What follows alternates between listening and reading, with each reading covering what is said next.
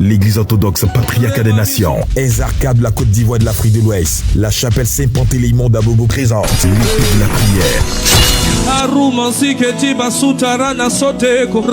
Luc 21 verset 36. L'émission qui transforme la parole de Dieu en une épée de victoire pour vous, avec la dame apostolique Ami Paula Chia. Tous les jeudis à 19h30, en direct sur Facebook et YouTube.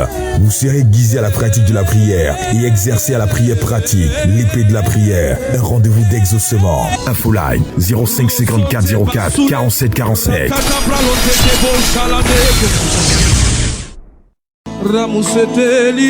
L'église orthodoxe patriarcat des nations, Ezarka de la Côte d'Ivoire de l'Afrique de l'Ouest, la chapelle Saint-Panthélémon d'Abobo présente l'épée de la prière. Luc 21 verset 36. L'émission qui transforme la parole de Dieu en une épée de victoire pour vous, avec la dame apostolique Ami Paula Chia. Tous les jeudis à 19h30, en direct sur Facebook et YouTube. Vous serez guidés à la pratique de la prière et exercés à la prière pratique, l'épée de la prière. Un rendez-vous d'exaucement. Infoline 05 54 04 47 47.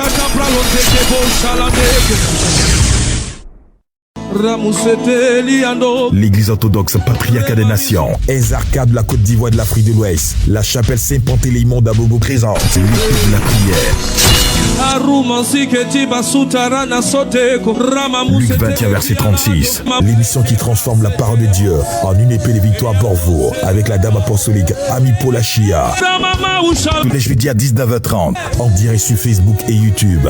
Vous serez guidés à la pratique de la prière et exercés à la prière pratique, l'épée de la prière. Un rendez-vous d'exaucement. Infoline 05 54 04 47 47. Bonsoir frères et sœurs, soyez les bienvenus. Nous nous excusons pour le petit retard que nous avons accusé, mais nous sommes là par la grâce de Dieu. Vous êtes là aussi.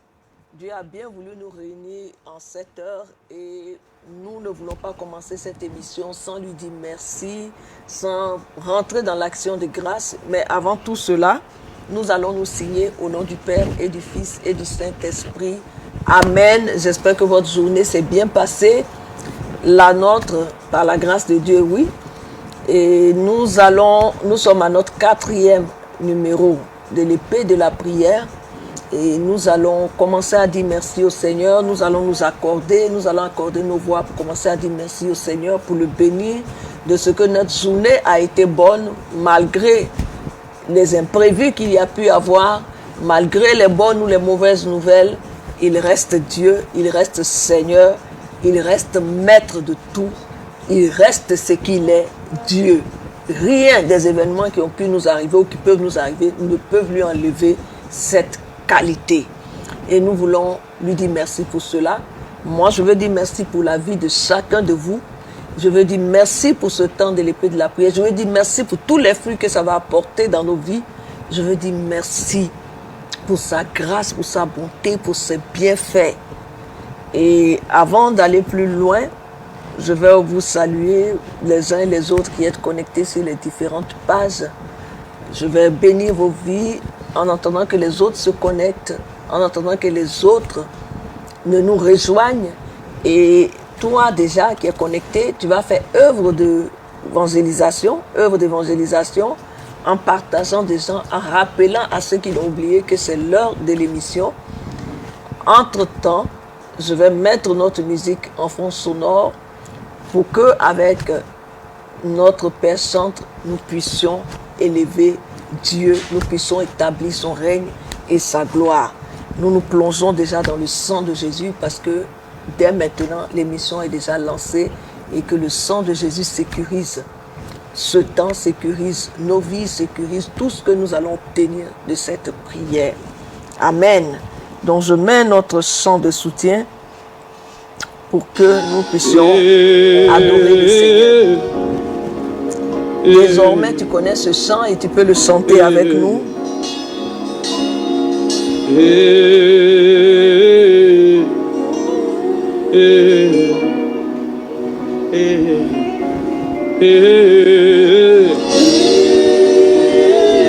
Commence à dire merci au Seigneur. Commence à toucher tous ceux qui ne sont pas encore connectés, les frères et sœurs, les fidèles de l'épée de la prière, qui sont peut-être pris dans un embouteillage ou dans quelques événements ou que ce soit. Mais en le leur rappelant, ils pourront se connecter, établir la seigneurie du Seigneur, établir son règne, établir son pouvoir et sa victoire. Seigneur, nous te disons merci. Nous te bénissons. Tu es Dieu au-dessus de tout Dieu. Il n'y a point d'autre Dieu que toi. Créateur de la terre.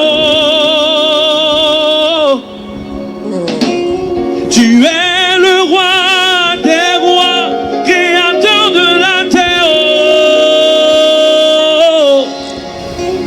Dis qu'il est roi. Il n'y a point d'autre Dieu que lui. Il est l'alpha et l'oméga. Il est le début et la fin. Oh mon Dieu, Seigneur, tu es le plus grand. Comment ne pas t'adorer pour de si grands bienfaits? Non pas pour moi seulement, mais pour chacun de ses frères et sœurs, pour chacun des membres de ma famille. Je n'ai pas à m'inquiéter de ce qu'ils se lèveront, ce qu'ils se pousseront. Tu prends soin de tout, Seigneur. Et nous voulons te dire merci. Merci pour cette émission, merci pour cette œuvre, merci pour notre Père. Celui à qui tu as donné la vision, Seigneur, de cette église, de cette mission. Merci, Seigneur, pour chacun de ceux qui participent, qui sont à l'œuvre pour que cette émission se tienne. Merci pour la vie de Vincent, merci pour celle de sa famille, merci pour Félix, merci pour Christelle, merci pour Nadège, merci pour France et son épouse et sa famille, et pour tous les autres, pour tous qui sont connectés. Alléluia. Alléluia. Alléluia. Voilà, maintenant nous allons rentrer dans le vif du sujet. Permettez que je commence maintenant à saluer les uns et les autres. Voilà. Voilà. Je vais saluer Olga Bédou Sengo, je vais saluer Belle Bella Falcon, je vais saluer Marie-Robert Akpes. Soyez les bienvenus dans ce direct, que Dieu vous bénisse, et la Sandrine Ouessou. Qu'aujourd'hui, votre paix soit aiguisée par la parole que nous allons partager et qu'elle ne rate aucune cible, aucun inquisiteur, aucun ennemi qui voudra s'élever contre vous au nom de Jésus-Christ de Nazareth. Et je veux continuer de saluer les autres. Je veux continuer de saluer les autres. Je vais continuer de saluer les autres. Voilà. Je vais saluer donc tous ceux qui continuent de se connecter. Et nous allons déjà commencer à donner le thème de cette émission, de la quatrième émission. C'est « Ne brise pas la table de la loi ». Et ce thème a été tiré à partir d'Exode 32, verset 19.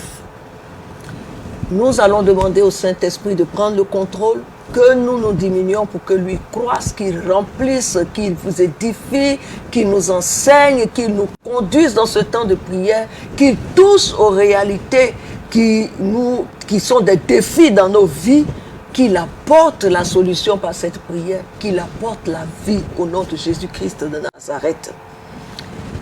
Nous disons que c'est sur la montagne que Moïse est allé recevoir la table de la loi de Dieu. Alléluia. Et cette table de la loi, on sait par exemple qu'il y a les 10 commandements qu'il a reçus et que Dieu a donné à Moïse, mais c'est aussi beaucoup d'autres instructions que chaque fois que Moïse montait, Dieu lui donnait. Et à cette époque-là, c'est la table de la loi, c'est sur ce support-là que Dieu demandait à Moïse de mémoriser, de garder, de graver toutes les informations qu'il lui donnait, les instructions qu'il lui donnait, les lois qu'il lui donnait, les commandements qu'il lui donnait. Et c'était tout cela pour permettre au peuple d'Israël de marcher avec Dieu dans les conditions les meilleures pour tirer un profit optimal de leur relation avec Dieu. Et pour rentrer dans leur bénédiction, pour rentrer en terre promise, pour s'étendre et pour devenir ce que Dieu avait prévu pour eux. Il y a plusieurs versets qui expliquent comment Moïse a gravé et a conservé les écrits pour que ça nous parvienne jusqu'à aujourd'hui. En Exode 24, par exemple, verset 4, où Moïse a mis par écrit, cette partie de la Bible dit que Moïse a mis par écrit toutes les paroles de Yahvé, et de bon matin il s'est levé et il allait bâtir un autel au Seigneur. Et en Exode 24, 12 également, le Seigneur dit à Moïse, je te donne les tables de pierre, la loi et le commandement que j'ai écrites pour leur instruction. Et plus loin, Dieu va dire à Moïse il va dire dans la Bible que Moïse, c'était des écritures gravées de la main de Dieu qui avaient été données à Moïse. Donc sur ces pierres-là, sur ces pierres de la loi, c'était des paroles, c'était des instructions gravées par les mains de Dieu. Du chapitre 20 de l'Exode jusqu'au chapitre 24, Dieu donne des commandements, des lois pour la vie en société. Il donne des lois pour l'interaction entre l'homme et son prochain, entre nous et nos frères et sœurs, sur la dîme, sur les prémices, sur la justice à appliquer dans toutes les différentes circonstances de la vie. Donc Dieu a donné des instructions pour la vie et il dit lui-même de conserver ces paroles, qu'elles soient écrites dans nos cœurs, sur notre front, sur le fronton de notre porte, sur nos mains, sur la poignée de nos mains. Et dans toutes les circonstances, il nous demande de conserver par tout moyen ces lois qu'il nous donne. Et du chapitre 25 jusqu'au chapitre 31, également, ce sont de longues instructions encore que Dieu donne. Ce sont des détails sur détails que Dieu donne à Moïse. Ce sont des secrets sur secrets qu'il donne à Moïse sur l'offrande qu'il voulait que le peuple lui fasse, une offrande pour la construction. Il donne des instructions sur la construction du sanctuaire, du tabernacle, son fonctionnement, comment on devait faire les parfums, l'habillement des prêtres, vraiment tous les détails. Comment on peut retenir autant d'informations si on ne les grave pas quelque part. Et Dieu a donné à Moïse de graver ces paroles en quelque chose qui pouvait tenir, sur quelque chose qui pouvait tenir. Et c'est ainsi que Moïse, après 40 jours dans la présence du Seigneur, on dit 40 nuits et 40 jours, dans un environnement de feu, dans un environnement de grâce, de gloire, dans un environnement d'adoration de Dieu, dans un environnement de prière.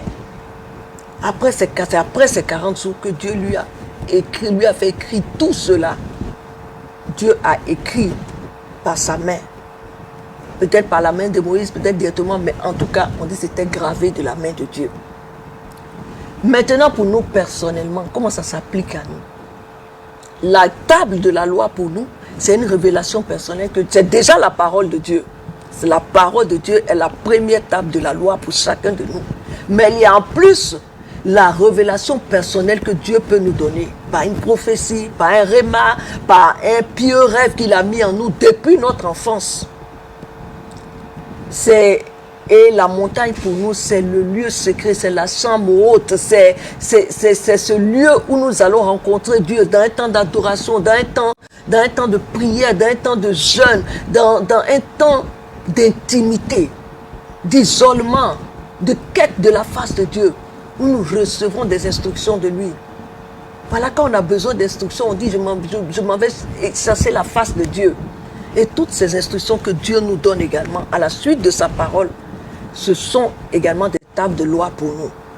Et Dieu va parler certes à Moïse des pierres, de graver ce support de pierre en tant que support de transcription et de transmission de sa parole de génération en génération. Mais c'est ce qui est devenu de nos jours, par exemple, la Bible physique ou la Bible électronique. Dans le passé, c'était ces supports-là. Et je veux faire une parenthèse pour dire que les pierres sur lesquelles Dieu demandait de graver ses paroles et ses instructions, c'est aussi nos cœurs, c'est aussi nos pensées, c'est notre esprit, où Dieu peut graver sa pensée pour nous, sa parole, ce pieux rêve, ce projet, ce réma, cette promesse. Et c'est ainsi que le Seigneur Jésus a pu dire en Matthieu 16, dans Matthieu chapitre 16, verset 16, à Pierre, que tu es pierre, sur cette pierre, je bâtirai mon église. Ce n'est pas simplement une pierre, ce n'est pas simplement le nom de Pierre, mais c'est aussi ce support, c'est le cœur, c'est l'esprit de Pierre dont il parlait et sur lequel pour chacun de nous, il peut graver sa parole, sa promesse, son rêve, son projet et que nous devons garder, conserver, entretenir, relire chaque fois et à partir duquel il va bâtir nos vies en tant que membres du corps du Christ, chacun de nous. Alléluia. Et je ferme cette parenthèse. Donc je disais que c'est après 40 jours de quête de la face de Dieu, d'adoration, de consécration que Moïse va recevoir les tables de la gloire. Dans une telle gloire, parce qu'on dit cette gloire-là, même le peuple d'Israël, tout le reste du peuple ne pouvait pas l'approcher. Les 70 qui étaient montés avec Moïse jusqu'à un certain niveau ne pouvaient pas approcher. Au-delà de ce niveau-là, il n'y a que Moïse qui pouvait rentrer dans une telle présence de Dieu, parce que les autres le voyaient comme un feu dévorant, ils ne pouvaient pas en approcher. Et c'est dans des circonstances comme ça que Moïse a reçu, que Dieu lui a parlé bouche à bouche. L'homme le plus patient, dit la Bible.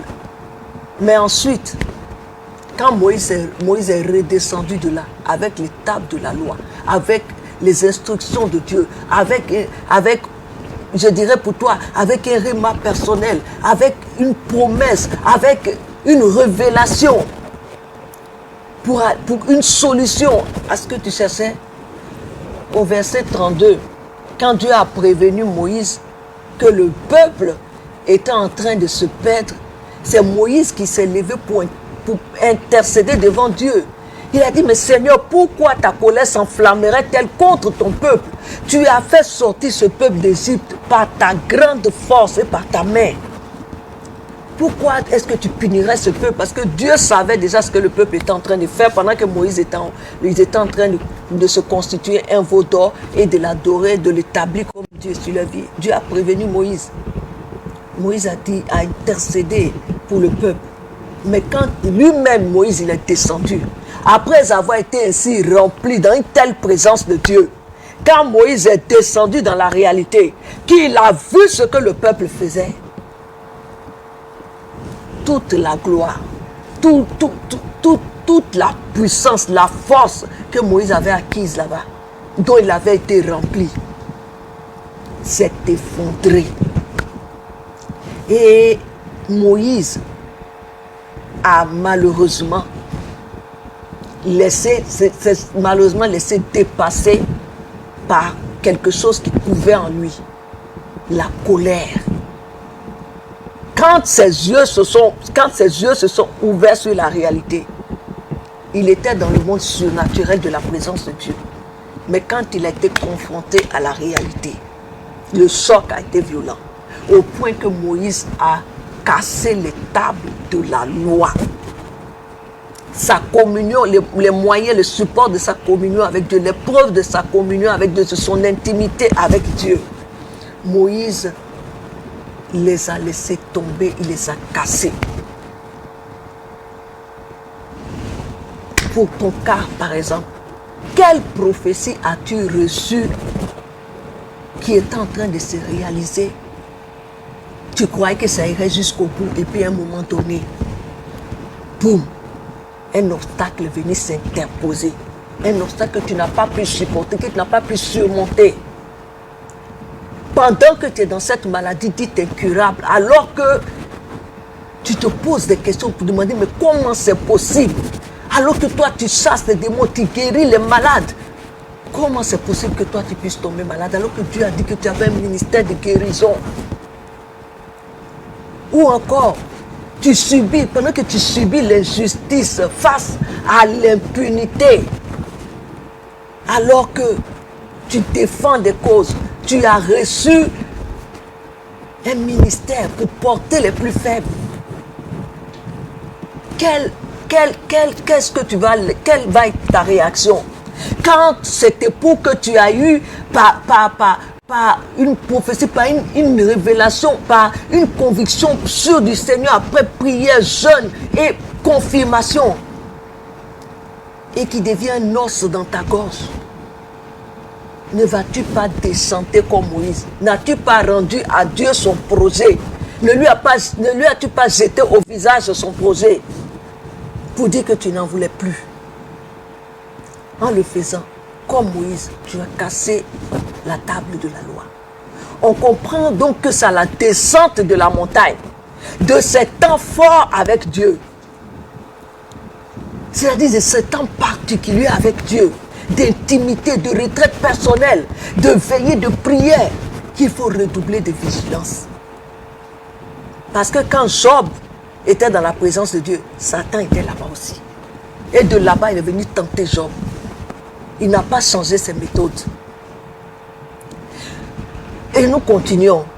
Donc le résultat de la longue rencontre de Moïse avec Dieu fut la table de la loi, fut la table du témoignage, qu'on décrit comme l'ouvrage des mains de Dieu. Cette même main de Dieu qui a pu écrire comme contre Nabucodonosor, qui a pu écrire contre d'autres rois, mais là, pour Moïse, elle avait écrit des lois, des instructions, pour lui montrer le chemin, au peuple de Dieu, pour lui permettre de continuer son exode. Ce pieux rêve-là, ce songe révélateur, cette prophétie-là, ce réma, est l'écriture de la main de Dieu en toi. C'est cette table de la loi que Moïse va jeter et briser sous l'effet de la colère, et par conséquent, tout ce que Dieu lui avait dit, tout ce que Dieu avait fait comme promesse, tout ce que Dieu avait donné comme instruction, comment allait-il continuer de conduire le peuple? Comment vas-tu continuer de guider ta vie si tu as perdu les références, les repères que Dieu t'a donnés? On peut parler d'une sainte colère, c'est vrai, mais il n'en demeure pas moins que le résultat de ce que Dieu lui a demandé de conserver, ce que Dieu lui a demandé de conserver n'était plus là, n'existait plus, avait volé en éclats. J'ai comparé 6 traductions de la Bible, du même verset. Je suis allé chercher dans 6 Bibles différentes. Exode 32, verset 19, où on dit Moïse s'enflamma de colère, il jeta les tables de la loi et les brisa. Je ne suis pas en train de faire un procès à Moïse. Non. Parce que j'ai démontré des cas pratiques, excusez-moi, où chacun de nous aurait réagi. C'est une réaction normale. C'est une réaction humaine. Et Moïse, en plus, ce n'était pas contre Dieu qu'il était fâché, c'est contre le peuple. Mais le problème, c'est que c'est ce que Dieu lui a donné là, qu'il avait comme instruction de Dieu, qu'il a cassé. Voilà. On dit, il a jeté de ses mains la table et il les a brisées. Jusqu'à 6 Bibles. Il lança les tables qu'il tenait en main et les mit en pièces au pied de la montagne. Il jeta de ses mains les tables et les brisa au pied de la loi. Il jeta les tables jusqu'à 6 fois. Ça veut dire qu'il y avait un acte volontaire. La colère l'a poussé à poser un acte volontaire. Et il a brisé son moyen de continuer à conduire le peuple. Ce n'est pas avec sa simple intelligence qu'il allait le faire. Et nous, ce n'est pas avec notre simple intelligence qu'on va conduire notre vie. C'est selon les instructions que Dieu donne. Nos vies ne nous appartiennent pas. C'est pour ça que c'est lui qui doit conduire nos vies. Il y a notre intelligence, certes, mais il y a toutes les instructions qu'il donne. Parce qu'à tout moment de la vie, nous sommes à la croisée des chemins. Nous devons faire des choix. Nous devons suivre des routes. C'est Dieu qui nous aide. par ses révélations, par sa parole, la Bible d'abord, et par tout ce qu'il nous donne après, des précisions qu'il nous donne après. Donc cette table de la loi qui devait permettre à Moïse de conduire le peuple n'était plus là. La table de ta loi à toi, ta table de la loi, ton réma, ta révélation, c'est ce qui va t'orienter pas à pas dans l'accomplissement de la destinée de Dieu. Si nous la brisons, qu'est-ce qui va nous servir de conducteur, de boussole dans ce monde où les valeurs sont inversées, où le mal devient le bien et où le bien est décrété comme le mal? Comment on va s'orienter dans ce monde? À partir de quoi, toi et moi, nous allons nous orienter dans un tel monde, une telle jungle, c'est une vraie jungle, une vraie forêt primitive, dense, où des animaux de toutes sortes, des mangroves, des marécages, d'occultisme, de fétichisme, de sacrifices humains, d'appât du gain, de course à l'argent et au pouvoir et au bien, de luxure, de drogue, de vice, et j'en passe. À qui sera le plus inventif en mal dans ce monde-là? Comment nous pouvons nous orienter si nous débarrassons de la parole de Dieu et des consignes, des règles, des orientations, des visions, des rémas qu'il nous a donnés? Comment pouvons-nous continuer de savoir ce qui est bon et ce qui n'est pas bon de façon basique même? Puisque déjà depuis l'enfance, les consciences sont souillées. La conscience de l'enfance même est souillée. Je donne un exemple. Un parent, pendant que l'enfant est encore dans son sein, il a le droit de décider du genre de son enfant, en totale opposition avec le sexe femelle ou mâle que Dieu a déjà donné à l'enfant. L'enfant est déjà constitué, ça se voit à l'échographie, à la naissance, on voit que c'est un garçon, c'est une fille. Mais le parent peut choisir, peut décider que ce n'est pas un garçon, ce n'est pas une fille, c'est ce que lui il a décidé, et non pas ce que Dieu a décidé. Dans un tel monde, comment pouvons-nous nous orienter si nous perdons les repères? Ou si ce n'est pas le parent, l'enfant lui-même, à la maternelle, déjà à cet âge, il peut décider de son sexe, il peut commencer à s'habiller en conséquence. Égare la personne qui va se lever dans son entourage pour ne pas vouloir accepter. Il sera traité d'excentrique ou de je ne sais pas. Et je veux, pendant que, pas plus tard qu'hier, pendant que je préparais cette intervention, j'ai été en contact, j'ai eu des nouvelles d'une amie, d'une connaissance qui est en voyage dans un pays européen et qui disait que, cette personne disait qu'elle était révoltée contre les habitants de ce pays-là et de tout ce continent. Parce qu'ils sont venus nous imposer leur religion, ils sont venus nous mentir, c'est en abusant de nous. C'est sur la base de mensonges qu'ils nous ont donné leur religion et leur loi et tout le reste. Et qu'elle était révoltée. Et que par conséquent, de Dieu qui sont venus nous donner Jésus-Christ de Nazareth au certains, Jésus-Christ de Nazareth, désormais, elle ne donnait plus de nom à son Dieu, à elle. Elle sait que c'est Dieu qui l'a mis au monde, c'est Dieu, mais il ne s'appelle pas Jésus. Parce que ce Jésus-là, c'est eux qui l'ont envoyé. Et en même temps, elle va me donner une indication, c'est qu'elle écoute beaucoup de... Elle a entendu des scientifiques, elle a entendu des chercheurs, elle a entendu de certaines personnes qui ont fait des développements tels que il faut revenir à notre religion, il faut revenir à la source, il faut revenir... J'ai dit, mais il faut faire attention. Il y a des personnes sous le signe, sous la bannière du panafricanisme, qui sont en train de mener, c'est-à-dire, il s'est infiltré maintenant un message qui demande aux gens de revenir à leur ancienne religion. Mais quelle religion? Si ton père ou ta mère était une âme de bonne volonté, il ne faisait pas de sacrifices humains pour garder le trône, ne te consacrait pas à des divinités et tout ça, d'accord, mais si c'était ça la religion de tes parents, c'est l'autre la religion de tes parents qui faisait des sacrifices humains, qui adore des idoles, qui tient des autels démoniaques, on est en train de vous leurrer, on est en train de vous perdre, on est en train de vous tromper. Et ça, c'est sous la bannière du panafricanisme. Ils font passer ces messages insidieusement. Et donc, en écoutant tout ça, là, ça l'a révolté. Donc, concernant Dieu, comme c'est leur Dieu, elle n'en veut plus. Je lui dis, d'accord, tu peux ne pas vouloir leur Dieu. Mais faut pas, ce n'est pas que leur Dieu qu'il ne faut pas vouloir, c'est tout le reste. Tu vas à l'école, dans leur école, tu vas à l'école selon leurs standards, tu vas à l'école pour avoir leur diplôme, tu vas à l'école pour travailler dans leur entreprise, tu voyages dans leur pays, donc refuse tout ça aussi. Sinon, c'est sur l'affaire de Dieu seulement qu'ils t'ont eu. Pourquoi?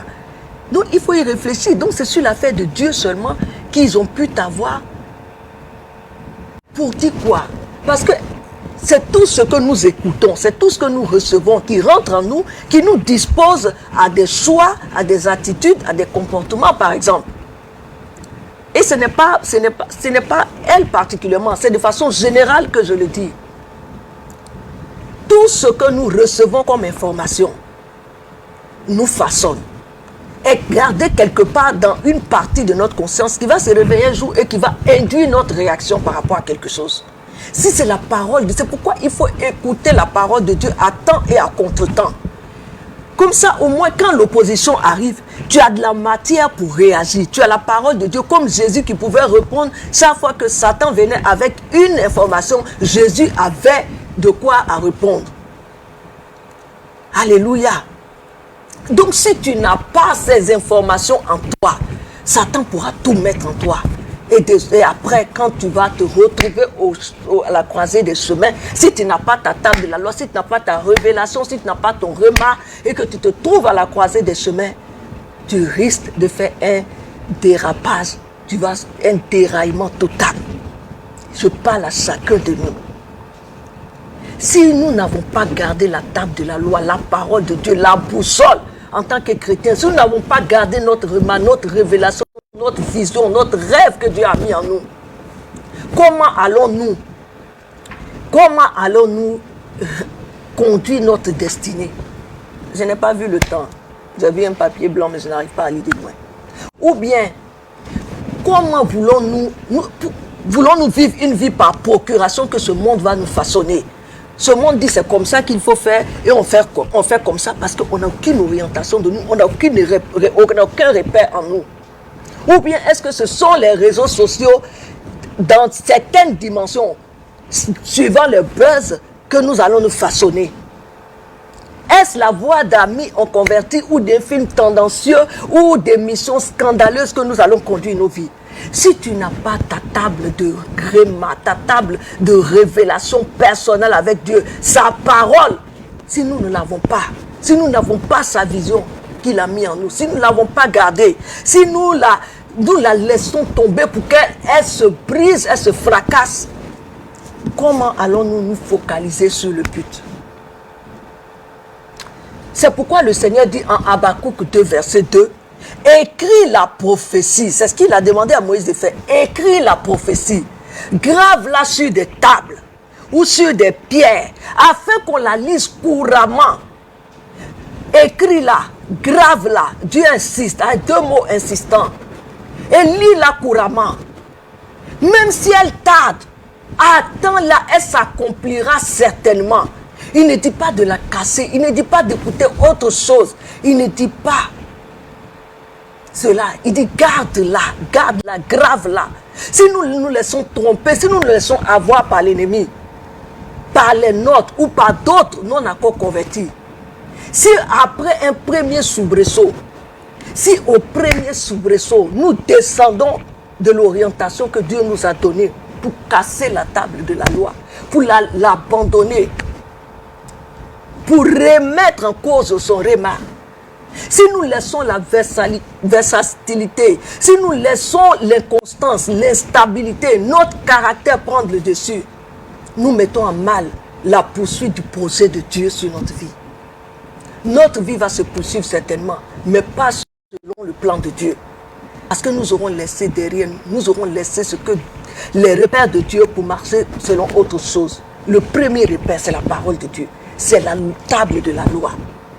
Moïse est décrit comme l'homme le plus patient. Est-ce qu'il ignorait qu'il y avait des sentiments contraires à lui, des réactions contraires à lui. Je ne pense pas. Mais il a fallu que des conditions soient réunies, que la pression soit là pour que Moïse tombe dans le piège. Je rappelle, je dis, je ne fais pas un procès à Moïse. Je mets devant nous la réaction qu'aurait été celle de chacun de nous. C'est un homme qui était toujours dans la présence de Dieu. Il était un mis à part pour Dieu.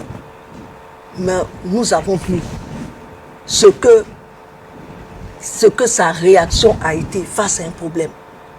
Quelle est la vertu cachée en nous, qui est apparente, mais dont le contraire, dont l'opposé couvre en nous, et que face aux problèmes, face à des situations, cette attitude, ce caractère va exploser.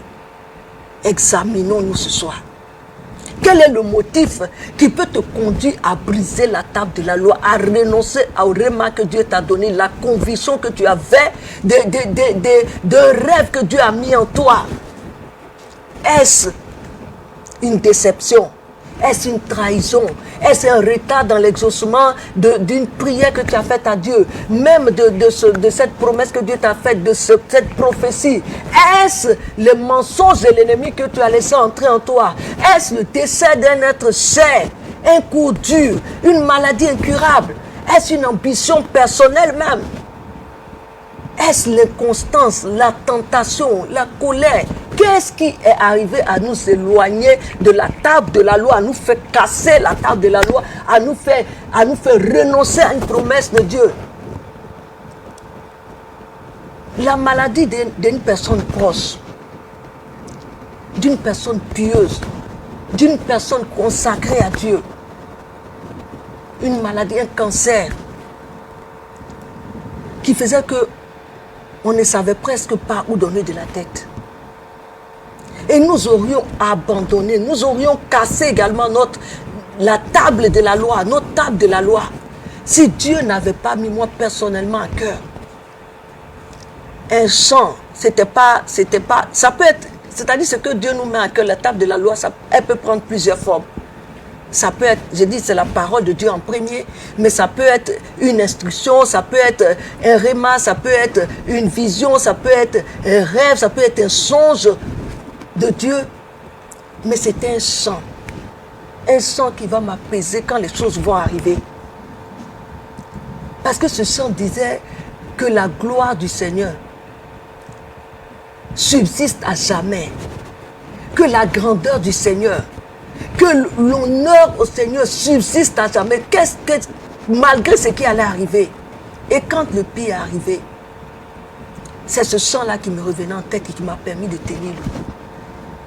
Parce que le Seigneur m'avait prévenu d'avance qu'il fallait que son honneur, sa gloire, la grâce continue de lui être donnée, malgré le coup dur. Comment arrivons-nous à casser la table de la loi? Chaque fois que nous désobéissons à la parole de Dieu, chaque fois qu'il y a un non-respect de tout ce qui peut conduire à la tenue de la promesse de Dieu, à l'exécution de la promesse de Dieu, et qui doit normalement produire un témoignage qui va édifier des personnes. C'est-à-dire Dieu, en accomplissant cette promesse dans nos vies, ça va générer un témoignage qui va bénir la vie d'autres. Donc chaque fois que nous renonçons à ses promesses pour nous, chaque fois que nous désobéissons à sa parole, nous cassons la table de la loi. Nous faisons comme Moïse. Jésus a dit en Jean 13, 14, que le Père, Dieu nous exauce, il exauce nos prières, il mène à bonne fin sa promesse nous concernant quand il réalise une prophétie ou un pieux rêve qu'il a mis en nous. C'est pour que son nom, c'est pour que pour que Dieu soit glorifié dans tout ce que Dieu fait. Donc il ne s'agit pas de nous seulement. Ah, c'était une promesse que Dieu m'avait faite. Comme ça ne vient pas, bon, je laisse tomber. Et puis on fait autre chose carrément qui nous empêche de rentrer dans cette prophétie, dans ce rêve, dans cette vision. Mais ça ne devait pas s'arrêter à nous seulement. Ça devait générer le témoignage qui allait bénir d'autres vies. Alléluia. Alléluia. Et chaque fois que nous cassons la table de la loi, chaque fois que nous confessons autre chose que ce que Dieu, nous savons que Dieu nous a dit. Nous savons que Dieu a mis en nous. Nous savons que Dieu nous a révélé. Nous savons que Dieu nous a prophétisé. Nous savons que Dieu a gravé en lettres du sang de Jésus en nous. Chaque fois que nous renonçons à cela, nous cassons la table de la loi. Chaque fois que nous pensons, mais surtout nous posons un acte contraire à l'orientation que Dieu nous a donnée, nous cassons la table de la loi. Chaque fois que nous sommes passifs, c'est-à-dire qu'on ne rend pas grâce à Dieu sur son projet de vie pour nous, alors que c'est ainsi que nous serions en train de lire couramment la promesse de Dieu, de rappeler à Dieu. C'est le moyen, le mécanisme par lequel nous rappellerions à Dieu et nous rappelons à Dieu que nous croyons en ce qu'il a établi pour nous, en ce qu'il nous a dit, en ce qu'il a prophétisé sur nous, en ce qu'il nous a donné comme vision. C'est ainsi que nous maintenons cette flamme-là qui doit soutenir l'accomplissement de cette promesse de Dieu, de ce réma de Dieu. Chaque fois que nous ne faisons pas, nous ne relisons pas, nous ne confessons pas ce que Dieu nous a dit, nous sommes en train de casser la table de la loi. On brise la table de la loi également chaque fois qu'on est un contre-témoignage. Moïse l'a été en venant casser la table de la loi devant tous les Israélites. Mais il devait se dire, mais c'est Moïse qui vient de descendre dans la présence de Dieu. Et nous ne voyons que le feu, mais lui, il a pu pénétrer là-bas, rencontrer Dieu pendant 40 jours. Et puis, bon, voilà le résultat. Donc, bon, c'est que nous-mêmes, on peut faire ce qu'on veut. Voilà. On peut vaquer à nos occupations, on peut devenir ce qu'on voulait être, notre vie passée qu'on a laissée, on peut y retourner. De chaque fois que nous sommes un contre-témoignage, nous contredisons la prophétie, la grâce, la vision de Dieu sur notre vie. Chaque fois que nous manquons de foi, ça veut dire que nous remettons en cause, nous contestons la promesse de Dieu pour nous. La parole de Dieu, c'est la première promesse de Dieu pour nous. Donc, chaque fois que nous mettons en doute la table de la loi, un autre réma ou la prophétie par des phrases du genre que Israël a tenues devant Moïse, en lui disant, quand il devait traverser la mer Rouge et qu'il voyait la mer Rouge dressée devant eux, il voyait les Égyptiens à leur dos. Ils étaient sûrs que les Égyptiens allaient les rattraper, alors que Dieu avait dit qu'ils allaient partir, ils allaient rentrer dans la terre promise. Donc ils voyaient la fin de la promesse de Dieu. Ils ont dit à Moïse, laisse-nous aller servir les Égyptiens, c'est mieux plutôt que de mourir dans le désert. Donc chaque fois que nous tenons de telles paroles, nous contestons la promesse de Dieu pour nous, la table de la loi. Chaque fois qu'on résiste, on désobéit à un autre principe que Dieu nous donne pour l'accomplissement de sa promesse, de sa prophétie, de ce rêve qu'il a mis en nous. Chaque fois que nous désobéissons, il peut nous demander de prendre un temps de jeûne, il peut nous demander de faire une veillée de prière, il peut nous demander de garder le silence, il peut nous demander il peut nous demander plein de choses dans le but de l'accomplissement de sa promesse. Mais chaque fois que nous résistons, nous cassons ici la table de la loi. Mais Dieu va reprendre avec toi ce soir. Amen. Dieu va reprendre avec toi ce soir, même si tu as cassé la table de la loi.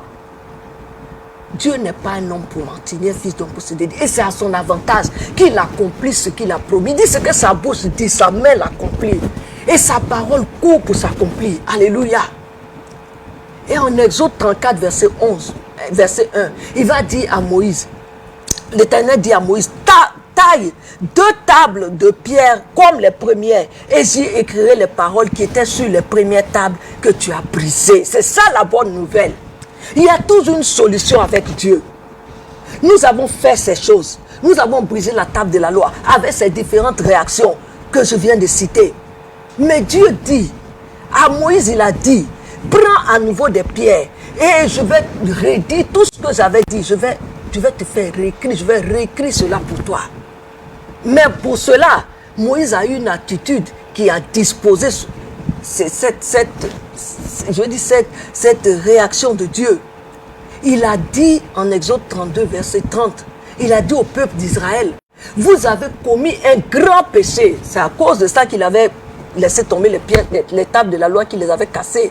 Mais je veux monter vers l'Éternel et j'obtiendrai peut-être le pardon de vos péchés. La repentance toujours. La repentance est la solution. C'est le début, c'est la solution pour que Dieu nous donne le reste. C'est pourquoi tu vas lever ton épée.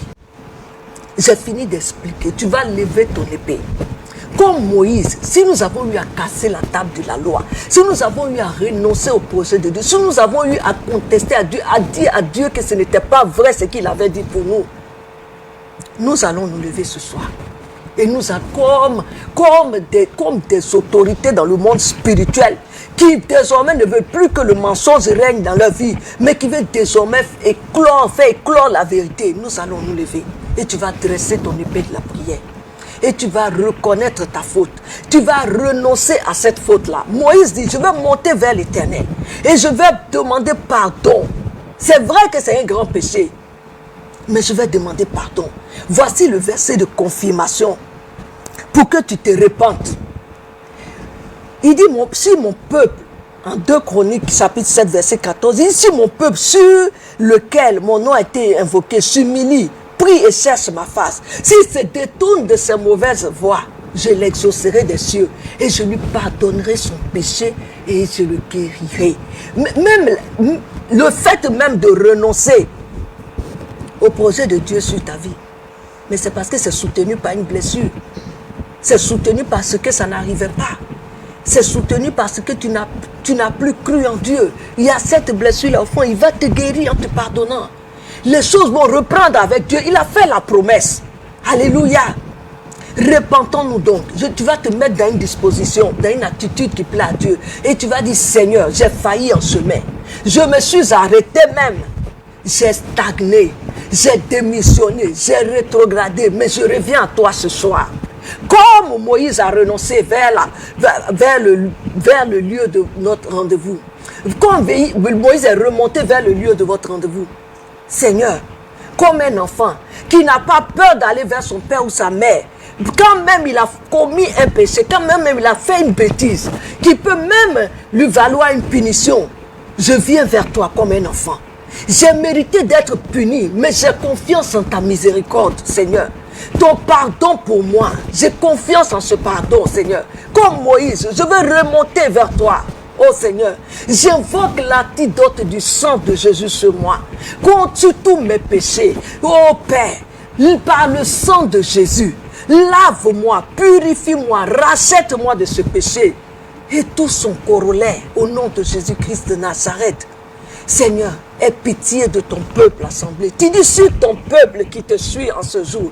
C'est ton peuple qui est connecté. Seigneur, s'humilie, prie et cherche ta face. Parce qu'il avait brisé la table de la loi.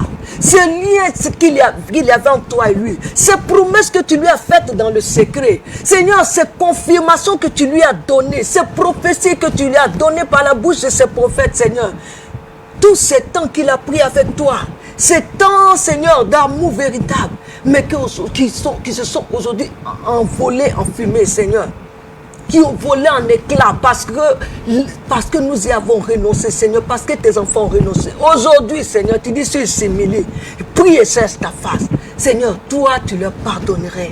Toi, tu les exaucerais. Toi, tu rétablirais cette communion avec toi. Seigneur, nous venons à toi. Et en Exode 32, verset 27, Seigneur, tu demandes à Israël, Moïse demande à Israël, il dit, saignez, il dit, peuple de Yahvé, saignez chacun votre épée sur votre hanche. N'avons-nous pas parlé d'épée? C'est pourquoi lève ton épée. Il dit, saignez votre épée sur votre hanche. Allez et venez dans le camp, de porte en porte. Tuez qui sont frères, qui sont amis, qui sont proches. Et les fils de Lévi firent ce que Moïse avait dit. Et du peuple, il tomba ce jour-là 3000 hommes. Là, c'était des hommes qu'on demandait de tuer parce que c'est eux qui avaient été fautifs. Mais aujourd'hui, c'est ce qui est en nous, qui est tapis en nous et qui nous fait trébucher, qui nous fait tomber dans les pièges de l'ennemi et renoncer aux promesses de Dieu, abandonner les promesses de Dieu, abandonner la vision, abandonner la mission que Dieu nous avait donnée.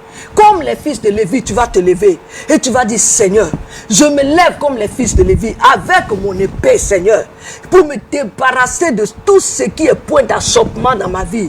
Et Seigneur, tout ce qui est colère, impulsivité, irritabilité, tout ce qui est bouillant en moi là où il ne faut pas, mais est froid en moi là où il faut être bouillant. Seigneur, je te supplie, et tu vas ouvrir la bouche, frères et sœurs. Vous allez ouvrir la bouche et commencer à donner au feu de Dieu et du Saint-Esprit de nous purifier au nom de Jésus. Jésus dit, c'est de si ta main droite te fait pécher, coupe-la. Si c'est ton œil qui te fait pécher, arrache-le. Tu vas être violent ce soir en ouvrant la bouche pour ordonner que ces intrus dans ton caractère sortent au nom de Jésus-Christ de Nazareth. Tu es en train d'arracher comme ça. Tu es en train d'arracher l'œil qui te fait pécher. En citant ce péché, c'est la colère, c'est l'irritabilité, c'est le mensonge de l'ennemi, c'est l'ouverture que tu as faite pour recevoir en allant lire, en allant écouter ce qu'il ne fallait pas. Tu es en train de couper ainsi l'impulsivité, ce dépit. Tu es en train de le couper par ton épée. Invoque le sang de Jésus maintenant pour laver tes lèvres qui ont confessé des paroles contraires à ton réma, à ta promesse, à la vision de Dieu.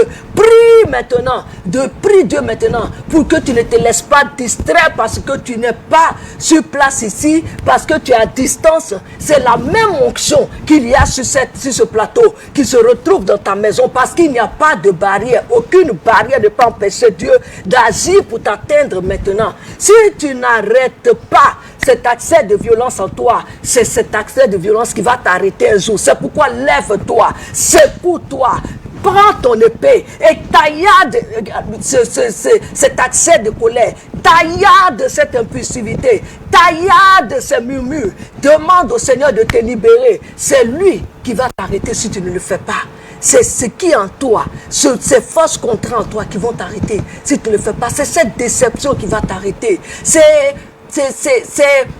mensonges de l'ennemi qui vont t'arrêter. Si Moïse, qui était l'homme le plus patient et qui parlait à qui Dieu parlait bouche à bouche et qui était le seul autorisé à approcher la présence de feu de Dieu pour y demeurer pendant 40 jours, si ce Moïse a pu trébucher, qui sommes-nous? Vous pensez que nous sommes mieux que lui? Vous pensez que nous sommes plus forts que lui? Vous pensez que nous pouvons résister plus que lui? C'est pourquoi place l'épée, lève ton épée, place cette épée, place la hache à la racine de ton caractère et commence à dessoucher le doute, commence à dessoucher l'incrédulité, commence à dessoucher les paroles de condamnation que tu as dites contre toi-même.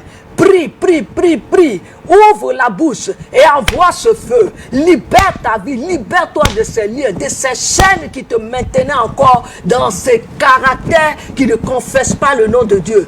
Tu vois là où tu as enfoui aujourd'hui ce projet, ce rêve, cette promesse de Dieu que Dieu t'avait faite sous plusieurs couches de déception, d'aigreur, de souffrance. Cet appel même que Dieu avait mis en toi pour le servir, tu l'as abandonné avec le cœur lourd, avec le cœur aigri. Tu as quitté un ministère à cause de ça pour aller ailleurs en pensant que là-bas tu te relèverais, mais tu constates que c'est toujours la même chose parce que tu as abandonné le projet de Dieu, la promesse de Dieu pour toi. Dieu t'avait dit certainement que c'était en ce lieu, il t'a donné la promesse, tu as eu la confirmation. Tu as même eu la révélation que l'ennemi allait tenter de t'enlever de ce lieu. Mais tu n'as pas pris garde. Tu n'as pas gardé cette table de la loi. Et aujourd'hui, effectivement, tu es parti. Tu es parti de ce lieu, de cette terre de bénédiction pour aller ailleurs. Et tu erres, tu végètes. Aujourd'hui, je dis c'est le jour de la réconciliation et de la restauration au nom de Jésus-Christ de Nazareth. Commence à prier, continue de prier le Seigneur. Que l'aigreur, l'humiliation, la honte qui t'a fait partir, maintenant que tu sois restauré et replacé là où le Seigneur te voulait, là où sa grâce est disponible pour tout, là où la provision a été pourvue pour toi. Au nom de Jésus-Christ de Nazareth, casse ces barrières qui t'empêchaient d'accéder à tes bénédictions. Casse casse au nom de Jésus-Christ de Nazareth ces barrières et ces barrières que tu avais érigées devant toi. Commande au feu de Dieu de les consumer. Maintenant, le Seigneur accède à toutes ces zones que tu lui avais interdites. Mais à cause de ses blessures, à cause de ses frustrations, à cause de ses attentes, de ses longues attentes pour l'accomplissement de ses promesses, toutes les zones interdites, réservées, ton être profond, ton coffre, le coffre fort de ton cœur que tu avais fermé au Seigneur, que tu avais fermé à sa grâce. Maintenant, le Seigneur les poussette, illustre et redonne l'éclat à ton appel au nom de Jésus-Christ de Nazareth, à tes qualités, à tes vertus, à tes grâces, à ta bonté, à ta joie, à ta paix. Le Seigneur libère tout cela maintenant pour que ce soit voyant, ce soit visible, ce soit activé en toi, ce soit réactivé en toi au nom de Jésus-Christ de Nazareth. Et Dieu réécrit ces tables de la loi, il les réécrit dans ton cœur, il réécrit dans ta conscience, il réécrit là où ces tables de la loi étaient gravées, là où sa vision était gravée, là où sa promesse était gravée, là où la vie qu'il voulait pour toi était gravée, ses instructions étaient gravées, ses orientations étaient gravées. Il les réécrit comme il a réécrit avec Moïse, au nom de Jésus-Christ de Nazareth. Toi qui attendais jusque-là sans voir l'accomplissement de la promesse de Dieu, sans savoir que tu avais cassé la table de la loi, aujourd'hui, parce que tu as compris, c'est comme si une lumière, c'est comme si tu avais reçu une décharge de lumière qui t'a éclairé, qui a ouvert ton esprit par la grâce de Dieu. Avec toi également, le Seigneur réécrit ce qu'il t'avait promis. Le Seigneur reprend ce qu'il t'avait promis. Mais que vous ne repreniez pas là où tu t'es arrêté. Mais qu'il tu prennes l'envol de l'air. Que le Seigneur rachète le temps. Qu'il rattrape le temps perdu. Parce qu'il dit racheter le temps. Le Seigneur peut racheter le temps pour toi. Et que par sa grâce, le temps soit racheté pour toi au nom de Jésus-Christ de Nazareth. Nous tirons à la fin de notre émission. Et je veux rendre grâce à Dieu pour vos vies. Chacun de vous qui avez été connecté. Chacun de vous qui avez été connecté. Que Dieu vous bénisse. Que Dieu approvisionne vos vies. De tout ce dont elle avait manqué jusque-là. Parce qu'il a rétabli la connexion entre vous et lui. Ce qui était brisé. Parce qu'il a recollé, parce qu'il a refait à neuf. Que désormais l'approvisionnement surnaturel soit votre partage de tout ce qui manquait pour que son projet s'accomplisse dans votre vie, pour que sa gloire se manifeste dans vos vies, pour que sa vision se réalise dans vos vies, pour que sa prophétie se réalise dans votre vie. Il a dit, si elle tarde, attends-la. La grâce de la patience maintenant vous vient. Ce n'est plus la colère, mais je dis la grâce de la patience vous vient au nom de Jésus-Christ de Nazareth. Et je scelle tout cela dans le sang de Jésus. Et par l'intercession de Saint Panthélémon, notre saint patron, Anazir, médecin et martyr du Seigneur Jésus-Christ, comme il avait la grâce de bénir des vies, d'apporter la vie, de réveiller, ressusciter tous ceux qui venaient à lui. Maintenant que la grâce, par son intercession, au nom de Jésus, vous vienne au nom de Jésus-Christ de Nazareth. Je vous plonge dans le sang de Jésus. Je vous cache dans le sang de Jésus. Je vous cache dans le creux des mains du Christ. Du roc qu'est Jésus-Christ de Nazareth. Du rocher qu'est Jésus-Christ de Nazareth. Au nom de Jésus-Christ de Nazareth. Et maintenant encore, je vais donner ces informations pour les prochaines missions, pour notre prochain rendez-vous, le jeudi prochain, et déjà pour les activités de l'Église elle-même, du ministère, déjà demain vendredi, nous rappelons que nous avons Théosis, ce temps de révélation également, où Dieu nous montre comment conduire nos affaires, nos études, notre travail, comment accéder au plus haut niveau en témoignage de Dieu. Donc c'est demain à partir de 19h avec notre Père Monseigneur Chia Pakomari. Nous nous retrouvons dans une semaine par la grâce de Dieu. D'ici là, maintenez-vous à la vision, à la table de la loi, à la parole de Dieu, à la révélation, aux remarques que Dieu vous a données. Il les a restaurées et restituées, replacées et s'accompliront. Et nous aurons votre témoignage au nom de Jésus-Christ, au nom du Père, du Fils et du Saint-Esprit. Amen. L'église orthodoxe patriarcat des nations, Ezarka de la Côte d'Ivoire de l'Afrique de l'Ouest, la chapelle Saint-Pantélémon d'Abobo présente l'épée de la prière. Luc 21 verset 36, l'émission qui transforme la parole de Dieu en une épée de victoire pour vous, avec la dame apostolique Ami Polachia. Tous les jeudis à 19h30, en direct sur Facebook et YouTube. Vous serez guidés à la pratique de la prière et exercés à la prière pratique, l'épée de la prière, un rendez-vous d'exaucement. Infoline 05 54 04 47 47.